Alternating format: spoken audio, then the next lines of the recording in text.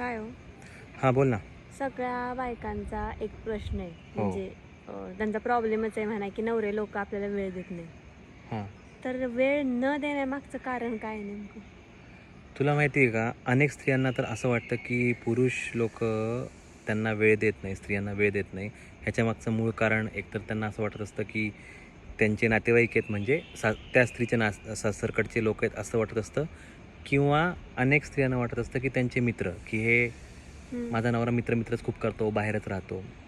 मूळ कारण हे नाही आहे ॲक्च्युली वेळ न देण्याचं. तुम्ही खूपदा ऑब्झर्व करा, जेव्हा तुमचा नवरा तुम्हाला वेळ देतो, त्यावेळेस तुम्ही त्याच्यासोबत काय करता? कधी ऑब्झर्व केलं आहे, की आपला नवरा आपल्यासमोर 5 मिनिट बसलेला आहे हं. आणि त्या 5 मिनिटामध्ये तो किंवा ती व्यक्ती जी आहे बायको त्याची, त्याला काय-काय सांगते किंवा काय-काय बोलते. बऱ्याचदा त्याला शांत बसूच देत नाही. 5 मिनिटं नवरा बसलेला दिसला, काही ना काहीतरी काम त्याला सांगणार म्हणजे सांगणार.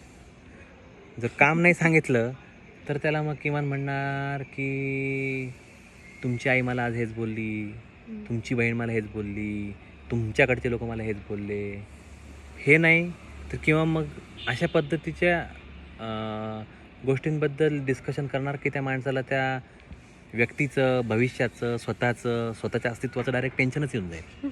म्हणजे त्या एन्जॉयमेंट मूडमध्ये नसतात बऱ्याचदा. त्यांना एन्जॉय करायचा असतो स्त्रियांना, पण हं. त्यांना डेफिनेशनच माहीत नसतं, की एन्जॉय करायचं म्हणजे काय करायचं असतं. आणि ह्या बाबतीमध्ये पुरुष लोकं खूप सॉर्टेड असतात.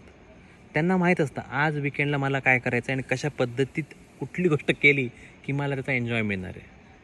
आणि त्यानुसार ते वागत असतात. हं. आणि पहिले ट्राय करतात ते, की जर म्हणजे वेळ देऊन बघतात. पण त्या स्त्रियांना, त्यांच्या बायकोला, त्याच्या गर्लफ्रेंडला. पण त्या काळामध्ये त्यांना लक्षात येऊन जातं, की वर्थ आहे ना की नाही त्या व्यक्तीला वेळ देणं मग. मग त्यामुळं ना ते स्वतःला खूप बांधून ठेवतात त्या रिलेशनमध्ये वेगळ्या पद्धतीमध्ये, लिमिटमध्ये असतात. आणि ते खुलतात मग मित्रांसोबत. मग त्यावेळेस असं ऑब्झर्वेशन स्त्रियांना येतं, की ओके हा माणूस तर किती म्हणजे वाहवत चालला आहे मित्रांसोबत. पण फॅक्ट हा नसतो, की त्याला मित्रप्रिय असतात आपल्या बायकोपेक्षा किंवा गर्लफ्रेंडपेक्षा. फॅक्ट फक्त एवढाच असतो, की तुम्ही दिलेल्या वेळेमध्ये त्याचा सदुपयोग केला, की त्याचं डोकं खाल्लं.